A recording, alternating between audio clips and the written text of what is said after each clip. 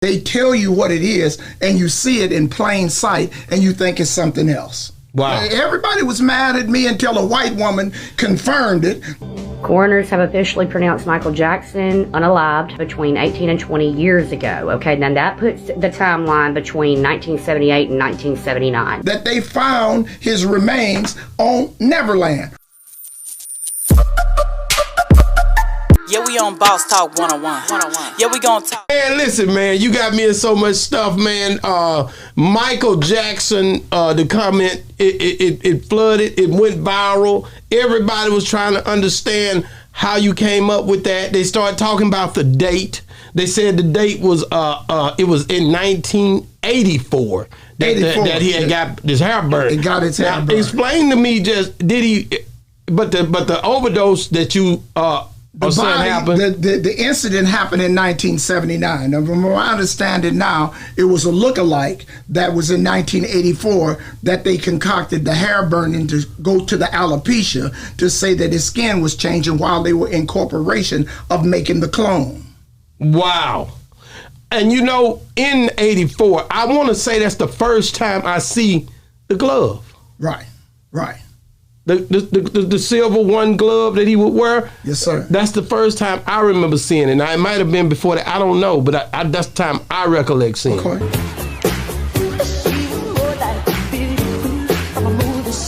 Pretty much so. And what is it say? What was the significance of the one silver glove? That's what I don't know. That's another hidden message, just like in Thriller, him coming up out of the grave. His family didn't believe in that. So everything is called subliminal seduction. They tell you what it is, and you see it in plain sight, and you think it's something else. Wow. Everybody was mad at me until a white woman confirmed it.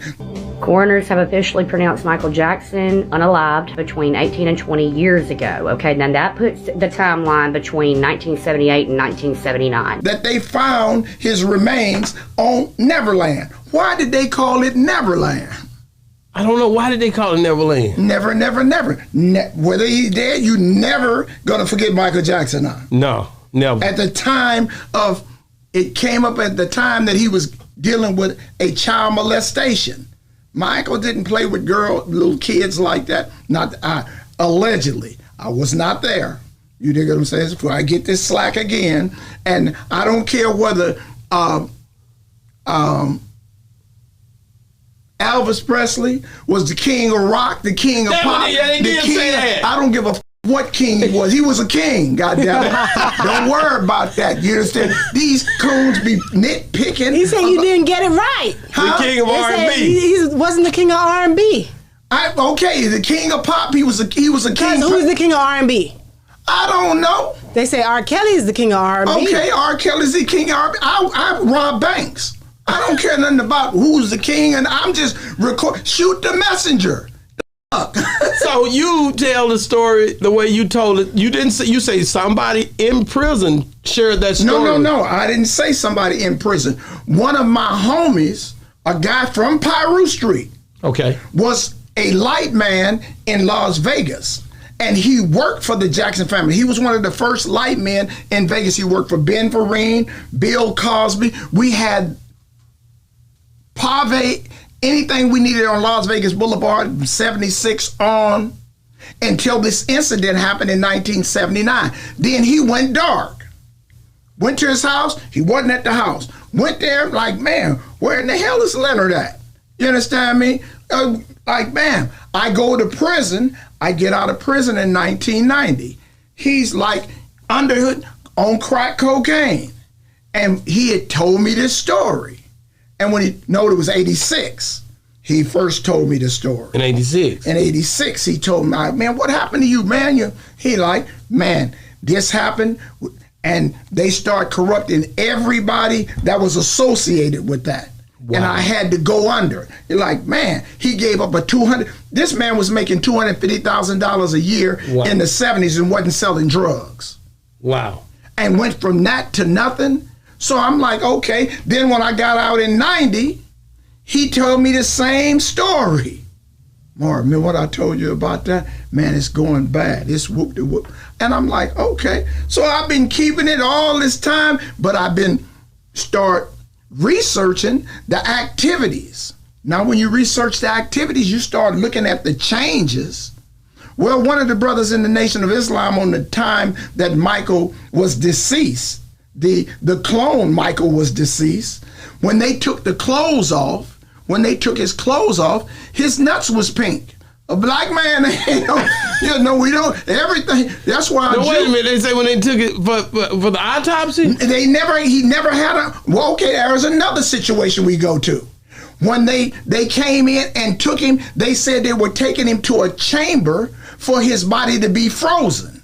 That's what the family wanted, allegedly. So they was wrapping him and putting him in this thing for this chamber. Mysteriously, right after that, they said they cremated him. Whoa. Not that cremation is against Jehovah's Witness, but they didn't cremate Joe. They buried Joe out next to the grave that Michael Jackson ain't in. Wow. So now we went from he was supposed to be frozen to having a secret cremation. But now in toxology, when you die from an overdose, they're supposed to get blood samples. They have no blood samples. No. Nothing at all that has the DNA from the clone Michael Jackson. So he's supposed to have 2 children, right? Right.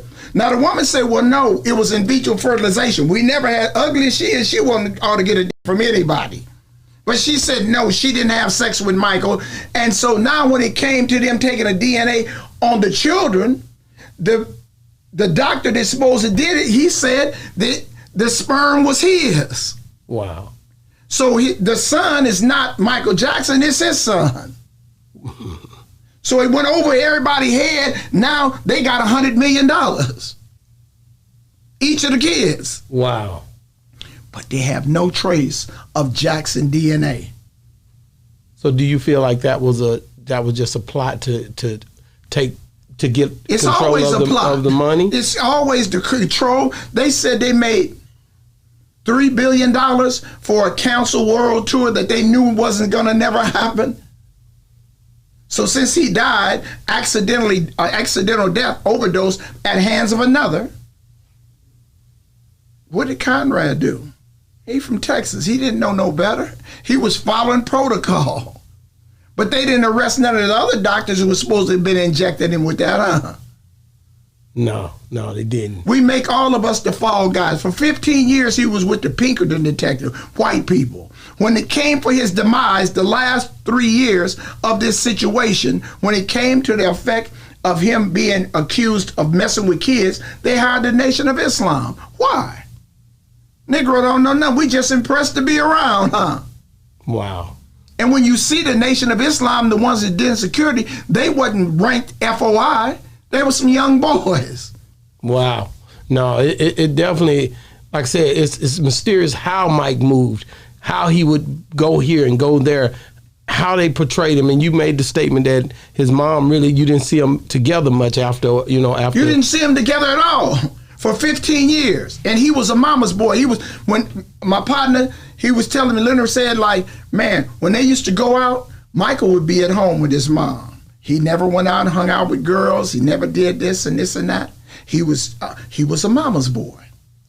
He didn't go out and express himself. But now, after this 79 to 84, you never seen him in any family pictures, Easter, Mother's Day, Thanksgiving. Oh, Michael called us. But he was never there present at any family function. Wow. What was the disconnect? Yeah, we on Boss Talk 101. Yeah, we gonna talk.